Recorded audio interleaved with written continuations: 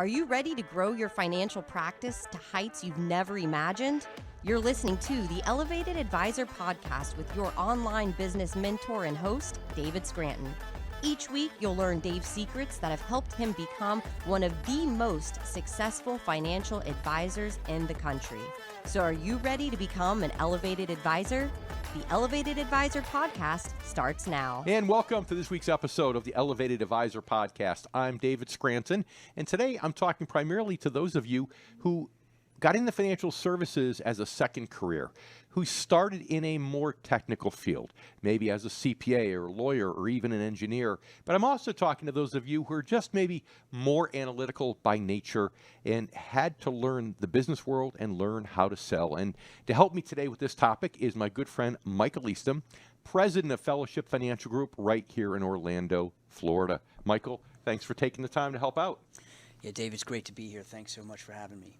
And it's and you could tell that Michael came from a more technical background because just how he said that, he's got the excitement in his voice of a CPA, right?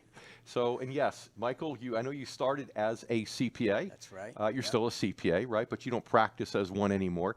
So, if you want to just give us a little bit about your background, like how you got out, what your path was from CPA to financial advisor, just so people can know a little bit about you.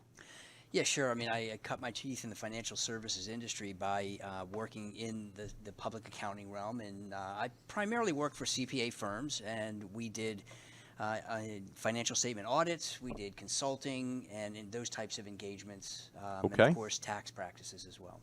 Right. Right, and like most CPAs can't sell their way out of a paper bag, right? So I'm sure that was you when you were a CPA. Exactly, that's right. Okay. Yeah. Then where'd you go from there after you left the big CPA firms? Well, I mean, I've always had a passion, Dave, for entrepreneurship and having my own business, and so it was important to me to learn the ropes about owning a business and managing a business. And of course, as you know, one of the key components of being successful in business is being able to sell. I mean, you've got to realize that without any clients, you have no revenue. And without any revenue, guess what? The bills don't get paid. So it's one of those areas. And also, the other part of it, too, is also just running a business, right? It sounds like when you worked as a CPA, you weren't equipped really to run a business at that point. You had it as a goal, as a vision, but that was something else that you had to learn along the way. Not just being a good technical expert, but being a good salesperson and also being able to run a business. Yeah, absolutely. Yeah. So what did you do next? Where'd you go next then after the...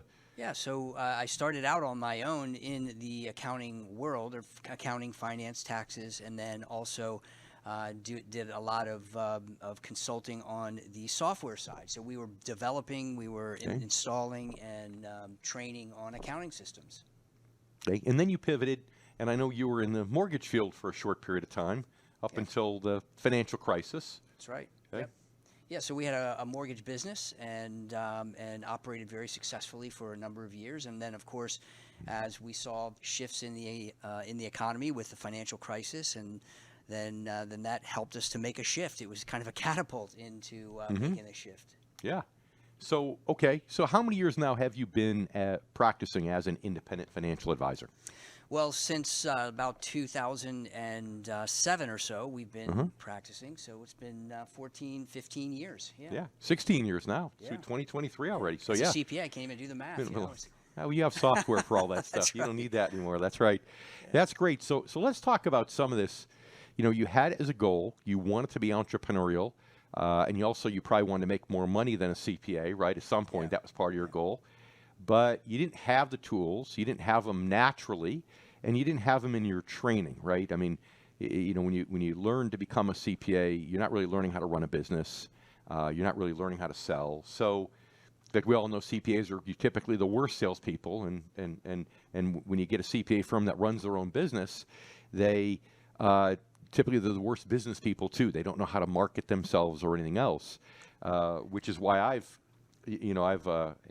have a method. I've taught lots of advisors about how to really work with CPAs as centers of influence.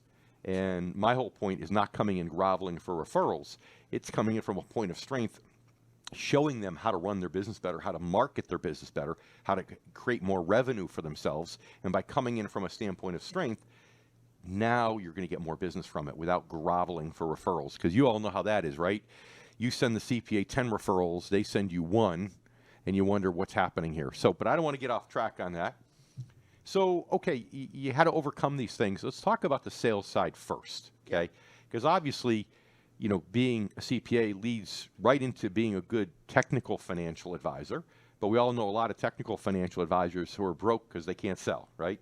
And we know a lot of people that maybe aren't that bright at all, but they can sell like crazy and they make a lot of money. So let's talk about your journey on the sales side and what that looked like, and maybe some stumbling points, some breakthroughs that you've had along the way.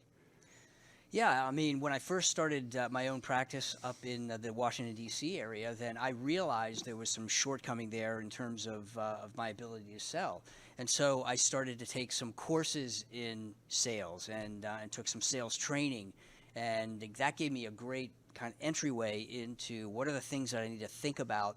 Much of it was really traditional sales training, and so many of the components that we all know from back in the 1980s and 1990s.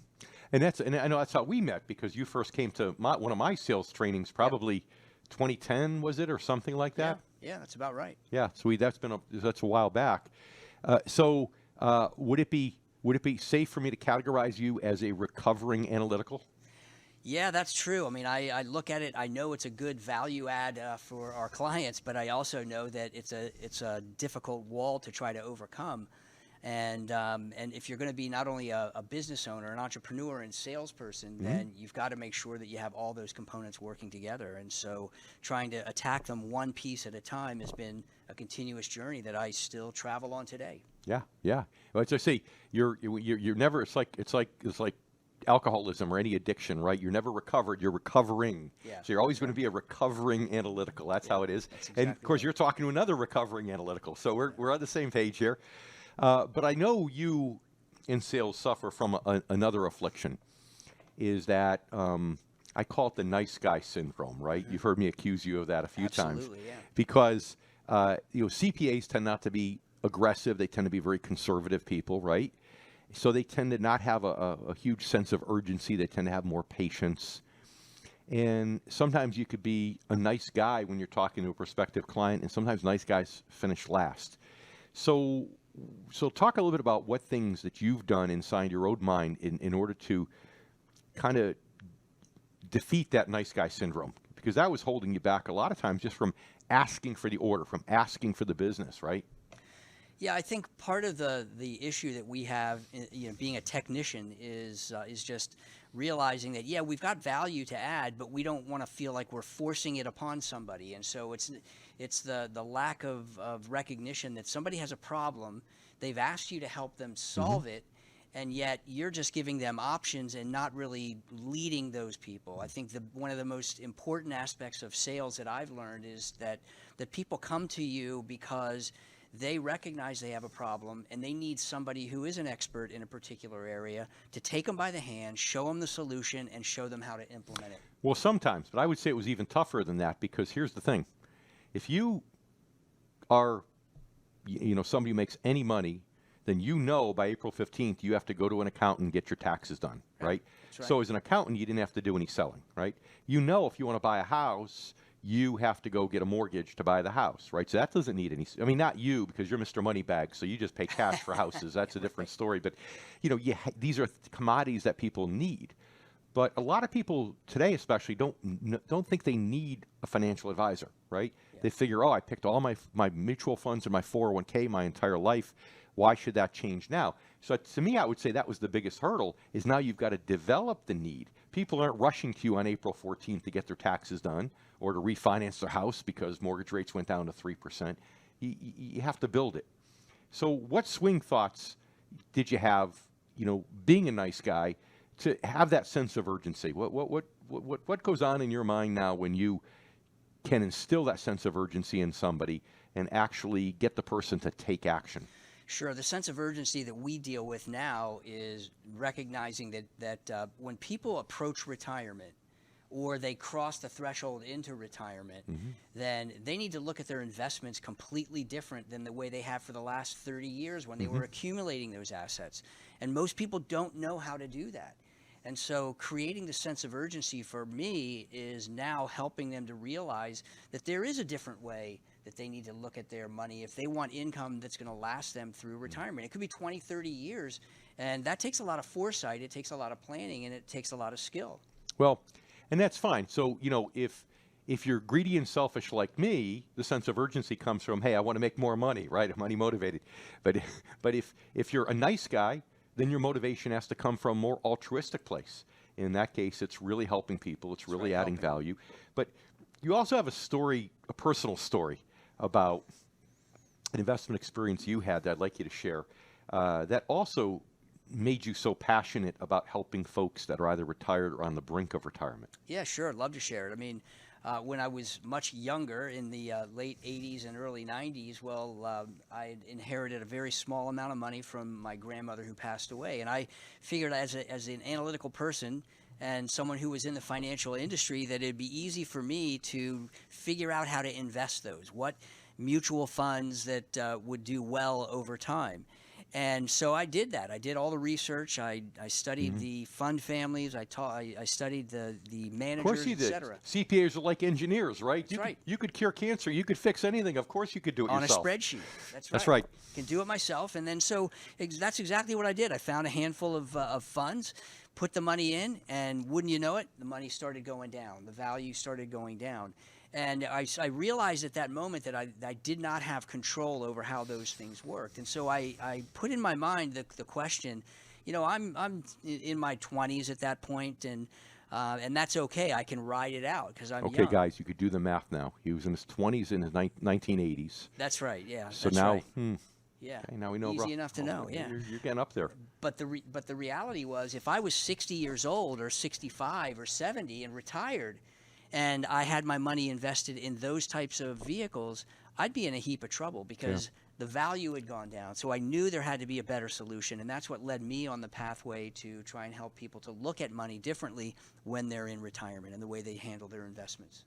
I remember one time we were having a conversation about the nice guy syndrome, and I remember saying to you, you know what? When you close that case, it's not a case that you didn't. When you don't fail to close a case, it's not a case you didn't close. You've got to realize that you have screwed over those poor people that are sitting in your conference room because they've got a problem and you weren't able to show them the light to fix that problem. So if I couldn't get you to overcome nice guy syndrome in any other way, it was to really to appeal to your Christian values and your urge to help others. So yeah, that's absolutely right. Yeah, that's great. Okay, so you worked on the sales side obviously, and you're constantly working on it and instilling urgency. And also, one more thing on sales, and I want to talk to running a business, but the other thing on a sales side too is relating to people, right? Yeah. What's the joke about the difference between a CPA and an actuary? Well, an actuary he looks down, he can't look you in the eye, he looks at his own shoes. The difference is the CPA looks across and looks at your shoes when he's talking to you, right? So you had to go. We got a lot of personality. That's right. So we had to go from that to being able to connect to people emotionally, right? Because people don't make logical decisions. They make emotional decisions, and then maybe they try to justify it logically. So talk just a little bit about appealing to people emotionally, some of the struggles that you may have had as more of a technical person, and how you've worked and you're still working to get through those. Yeah, I mean, some of those struggles stem from the fact that when people come to a CPA, they're coming to you because there's an inherent trust factor just in the license itself. And so as a result, they assume that you have technical skills that they're looking for and they're helping, so that you can help them with. But trying to understand what people really need and trying to help them overcome their concerns and their fears has been a very important part of my journey, I guess, to the other side, if you will, on the sales and entrepreneurial side. And that's been a critical aspect. It's been just trying to recognize that people have needs, and if they have an emotional attachment to something, then you have to show them how that by losing something, it can have a significantly negative emotional impact on their outlook on life. And I want to help them to gravitate towards more positive things, and that's where pulling the emotion out helps me to understand where are their real fears, where are their real concerns, and how can we use our strategies to help them live comfortably in retirement. Look, I know you take people through, their goals in retirement, so you can help them paint the vision so they know it. Again, not just about the numbers, but like, what does retirement mean to you? What are you going to be doing? So that money isn't just money, right? Because money doesn't motivate people. All money is a bunch of green piece of paper with pictures of dead presidents, right? So money doesn't motivate people, but what does motivate them is what they can do with that money. And it doesn't have to be materialistic. For a lot of people retiring, it's experiential. It's maybe helping out family members. It's doing good things, right? So I know you've done that. And you also, I know, talk to people about their risk, but you talk to people about, emotionally, how they feel if they lost a big chunk of money. So they can identify with that and maybe prevent them from making mistakes, in the future. And people don't know what they don't know. I mean, that's kind of one of those phrases you hear all the time, but that is so true in the financial industry. Mm-hmm. They think they understand things one way, and so they go down a particular path, not even realizing that that the bridge is out, so to speak. And if they keep going down that path, you're going right off the cliff. So helping them recognize that, hey, there's a piece of knowledge that could really help you that you're overlooking right now. And the emotional side that comes out there is, wow, I never really even thought of that. And if you have goals in retirement and you can help people recognize, how do I accomplish those goals? Mm-hmm. I mean, whether it's a missions trip, whether it's spending money on grandchildren, whether it's vacations, you're right. They can be materialistic, but that's not necessarily the case. People have all kinds of goals that don't involve serving themselves. They involve serving the community and other people. And that's important. And it's important for people to realize, hey, how might I actually feel if my investments drop by 20% or 30% or 40%? And how might that even affect my propensity to spend? Even if I still have the income, am I going to feel comfortable spending it if I'm seeing my stuff drop on paper in retirement, right? So that's what I love about what you do, because, like, for example, a lot of advisors and probably a lot of people listening to this now or watching it, and I don't mean to offend anybody, so if this is you, please don't be offended by it. But a lot of people use these risk tolerance questionnaires, right? Right. And they put the answers in a computer, out spits an algorithm, and okay, well, this is how much risk this person could take. Well, the reality is, until you've taken a shellacking in the financial markets, you don't know how risk tolerant you are or aren't, right? If you didn't have any money back in 2008, you may think you're very risk tolerant, but you're not. And even if you are, but you're not retired, you don't know how you're going to feel in retirement. So I know one of the things you've done a nice job at is really helping people feel what it would feel like in those scenarios, so they can determine how much risk they're willing to take. So you're not just doing a risk tolerance questionnaire for CYA purposes to protect yourself as an RIA. You're skipping that and you're actually talking them through it, so you get an actual read as to what this person could tolerate. And I think that's a great strategy. And it's a great point because, again, a lot of people think they have a particular risk tolerance and they don't realize how far off they are until something happens. I think it was Mike Tyson that used to say, everyone thinks they have a plan until they get punched in the face. That's right. And that's exactly what happened back in, the 2000, where we had the technology crash. When in 2007, we had the financial crisis. And people continued to think that everything was okay, even though their risk tolerance was fine. The thing they didn't realize is that you can't maintain that same level of acceptance with risk when you're retired. You've got to look at things differently, and that means that your risk tolerance has a different definition. If it's a canned response that comes out of a computer, that's literally just a compliance thing that basically is a CYA. Yeah. We want to make sure that people understand what's the impact on your retirement if you lost 30% in your retirement account. And one of the ways that we've been able to help people recognize how dangerous that is to help them carry around the weight of that, help them to visualize and communicate. What would it feel like if you lost 30% or 40% or 50% in retirement? And then just shut my mouth. Let them hold that on their shoulders for a little while and carry it around like a heavy weight in the gym for 30 minutes. When they realize that and they experience it emotionally in their mind, all of a sudden it becomes a very big problem that they know they need to solve, and one that we can do it, and we've done it many, many times. Yeah, if you're looking at a piece of paper and say, you know, where's your comfort level? Is it minus 10%, 20%, 30%? Yeah, I'll check off the 30% box. Right. It's easy. It's a box. I checked it off. It's not. There's nothing attached to it. But what you're doing is certainly helping him, that person, come a long way to really realize how it would feel and what the right number is. So you've. You know, what's the old Virginia Slims commercial, right? It said, "You've come a long way, baby." Well, you've come a long way, baby, from Well, your you're showing your from your age there, from your Dave. Yeah. CPA days. So, let's talk about running a business, right? Because as a CPA, you don't really have to run a business, right? They run the business, the partners, and you go in there and you work your way up.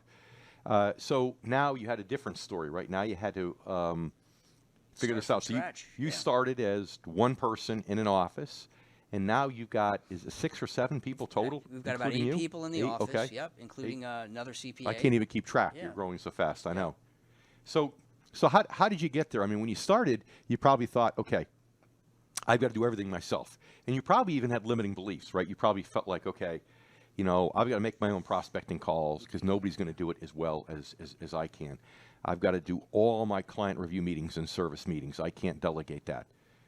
You had some of these limiting beliefs that a lot of people listening to this already have.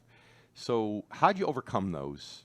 And then after that, you could walk us through maybe like who you hired first and what that person did, and then when you hired a second person, what that looked like, so people can see the growth trajectory as you started to add people on.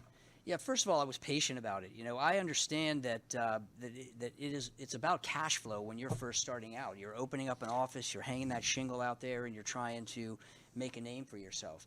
So it's all about EBITDA, right? Yep, that's right. And I had to figure out, like we talked about a moment ago, you got to figure out how to sell. That's very important. But if you don't want to be chasing clients all the time or chasing prospects, well, you have to learn how to do something else that CPAs typically are not very good at, and that is marketing. And marketing costs money. Marketing is an outflow that can provide additional income down the road. So it's an investment in your business. So I had to learn how to market, and yes, that was important. I was the only one doing it at that time. Now, very early on, we hired a lady to come in and assist with many of the administrative tasks. And I'm proud to say that she's been with our office since the beginning. You know, she's been with us for about 16 years now, and yeah, she's an ace. You have a good one there. Yeah, absolutely. And she runs our office, knows it like the back of our hand, all the aspects of our business. But that took a few years before we were able to add another level of person, and that person was somebody in the marketing department. Okay, so first, your first person was Nicole was doing everything. Right. Everything. Right. Okay, That's so right. then you realized you had the budget for a second person. She was getting overloaded, so now you said, okay, which parts of your job do you love the best, right? So I can keep those and I can carve out the parts you don't like as much and give them to somebody else. Yep. So then you got somebody for marketing and appointment setting, right? That's right. So this person was in charge of keeping your schedule filled with quality prospects. Correct. Okay. And I never had a problem offloading things. So for me, it's not about, I'm not a control freak. I'm not a micromanager. I like to be able to delegate and give things away. So it was very easy for me to identify those items and then say, okay, these are your responsibilities. Go do them. And then we'll see how that returns and what the activities are that we need to do to keep that funnel full. Again, now it comes back to the marketing and then into the sales side again, so that you're feeding the machine, so to speak. Did your years at the accounting firms, did that help you a little bit when you saw how an accounting firm runs in between managers and staff members and top people delegating more and everything else? So did that help give you the vision a little bit, that you saw that in action and said, well, I can apply that to my financial practice? Here's where it helped me. When I worked in public accounting, we did a lot more financial statement audit and consulting. So we did a lot of work with small businesses.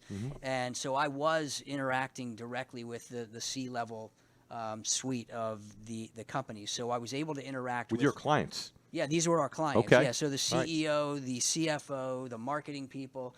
And so that gave me a great vision for the structure of an organization and what I wanted to model my company after at some point down the road. It's just getting from that point to where we are now, it's, there are a lot of miles in between. Yeah, so in some ways having a previous career helped you because it gave you more business common sense that then you could take into your entrepreneurial venture. So, okay, so now you have Nicole, you had a marketing person. Okay, and then who comes next? It was The funny thing is, the person that came next for us was somebody to prepare taxes, because part of our practice is a tax practice. So we do some taxes and accounting as well, and so as a result, I needed somebody to do that, because I wasn't about to give up, focusing on the financial planning side, which is the bread and butter of our business, to start doing taxes and accounting again. I knew that arm was a kind of a marketing feed for us. It generated business on both sides, so we got a little money on the tax and accounting side, but it gave us access to other people and their needs for financial planning. So it was important for me to have a competent CPA and preparer on that side. And then you maxed out that office, which goes back almost 4 years now. You had everything jammed in there. So now you got more space. And then since then, you were able to bring on a couple of people to help you on the client service side. That's right. So that takes some burden off in terms of, the things that you want to do. And I think that rounds it out now, Yeah, it does. correct? You That's brought a where we are now. receptionist on, somebody at the front desk to meet and greet and to do more administrative tasks. And she takes a lot of load off the day-to-day stuff off of Nicole, our office manager, and so she's handling not only the greeting, but she's also doing some of the day-to-day tasks, managing the documents and scanning and helping to get clients situated when they come into the office and get them prepared for our meetings. So Nicole runs the office, and she's also processing new business, and then you've got the receptionist that's helping. You have a tax preparer. You have somebody who's marketing and on the phones to keep your schedule filled with new prospective clients. And then you have a couple client service people to take a lot of the client reviews off your schedule. Right. So you have more time. Okay. Yep. And now all this was really to set you up for the next stage of growth, which is adding another sales advisor, another financial advisor. So that's something that I'm really looking forward to as well, because that gives me the added leverage of being able to use the skills of another individual to go out there and do some of the outbound marketing. Right now I'm doing a radio program on a consistent basis. I've done that for many years as a marketing tool, but also we do a lot of live workshops, and so getting other people to be able to be a part of that as we grow really is going to help to propel the business to a point where I can focus more on the higher level strategy and building things out. So you came from a position where you weren't a sales guy at all, and now you're going to be training salespeople. That's right. Yeah, it's a great feeling. It really is. And we've got a great sales process that we've implemented in the office, and it works fantastic. And of course, we've known each other for quite a long time, Dave, and you've helped us build some of that sales system in place and build our marketing out as well. And so it's all been key to trying to build this enterprise, if you will, of providing a holistic, well-rounded financial planning practice that includes not only taxes and tax planning, but also investment and financial planning and estate planning as well. Mm-hmm. And I know you have the radio show. You also have your own book. Yep, written a book, Amazon best-selling book, Common Sense Income Strategies. Yep. So you get a lot going on there. So that's great. And you are we did the math, right? So we know that Mr. Eastham here is probably, pushing age 60, give or take, right in that range. Yeah. So how much longer do you see yourself doing this? I mean, you're strong on in growth mode now. What's so exciting about this industry is that we can build it out and we can continue to operate at a level that you're comfortable with. And my goal is to make sure that at least we build out the infrastructure so that people that come in have a growth path. And so for me, the thing that I look forward to is a definition of retirement that I talk about with our clients. I talk about on the radio program quite often, and that is you work because you want to and not because you have to. And it's a great definition because it frees you up to, whether you're 60, 70, 80 years old, you can still add value to people because you know that that's exactly what you're doing. You've got information that they need. You've got the ability to help them out. And whether you're working 1 day a week or 5 days a week, it doesn't really matter. You're still keeping yourself sharp. You're honing your skills. And yet you've got the flexibility to do some of the other things that you dream about all your life and you work so hard for. So 16 years ago, you were on the hamster wheel. You're the right. only one on the hamster wheel. You're by yourself, right? And now the hamster wheel is slowing down. And as you go on to recruit other client acquisition advisors, you're basically going to be off the hamster wheel. You're going to be working on your business instead of in your business, as Dan Sullivan would say. That's right. Which is great, and that gives you more flexibility, more freedom to do what you want. So, and if you just turn around and decide to sell your business as a CPA, you're smart enough to know how to manage the EBITDA and how to have an enterprise where you can get higher multiples down the road when you go to sell.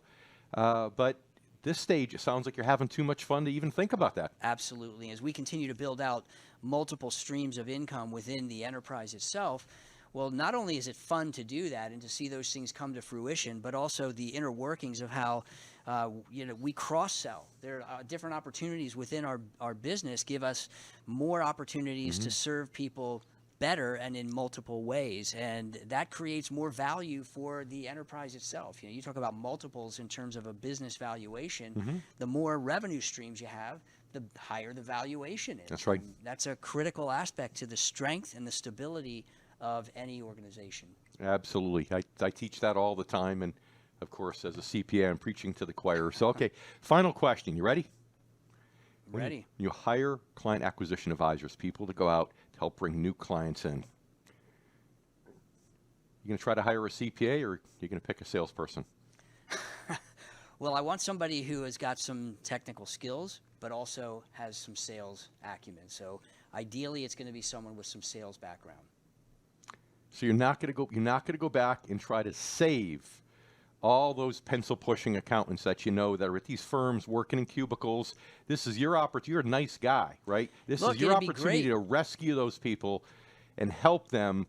But I think you're saying you don't want to be beating your head against the wall. You'd rather hire somebody with some sales skills. Exactly. I know how it is. It could be a CPA that's got some sales skills. There are a growing number of CPAs with the PFS designation, their personal financial specialist designation, which is what I have, who have chosen to specialize. But it doesn't mean they could sell, though. It doesn't mean they can sell. However, there's a growing number of folks who are interested in moving in that direction. And so, if they want to sell, then let's talk. Okay. You're a better man than I am. I think I would stay away from that, but that's just me. Michael, thanks so much for helping us out today. We really appreciate it. My pleasure, Dave, as always. Yeah. So, again, if you are a recovering analytical and you were an engineer, or you're a CPA, and you're an attorney, and I actually have, I shouldn't tease you about it, because I actually brought on in my office as a client acquisition advisor somebody who was an attorney, recovering attorney. So I guess I violated my own rule. Oh, well. But if you're any one of those, and this is a second career for you, and you're struggling with the sales side, or you're struggling with how to run a business, my message today is to give you hope that you can fix it, you can make it better. So if you've been in for 5 years, you're not doing as well as others that have been around that long, you can fix it. But what do you have to do? You have to be like Mr. Eastham here. You have to become a student of it. You got to be a student of business and how to run a business. You have to talk to financial advisors that are bigger than you, that have grown their practices, and you've got to become a student of sales. When I started making more money in the financial service industry, and I was broke the first 8 years, I realized the first 8 years I went for every designation in the book, and I had financial advisor as my occupation on my tax return. And when I started making real money is when I started putting financial sales as the occupation on my tax return. And that's an interesting metaphor, but that was about the time my practice started to take off. So again, there's hope for you. Stick with it. This is a great business, and you're going to be ultra successful. Mike, thanks again. My pleasure. All right. So please join us again next week for next week's episode of the Elevated Advisor Podcast. I'm David Scranton, and again, we look forward to being with you next week. You have been listening to the Elevated Advisor Podcast. If you enjoyed this episode, please subscribe and share it with your colleagues. If you would like to talk about elevating your financial firm, reach out to us at theelevatedadvisorpodcast.com. Investment advisory services offered through Sound Income Strategies, LLC, an SEC-registered investment advisory firm. Sound Income Strategies, LLC, and Retirement Income Source, LLC are associated entities.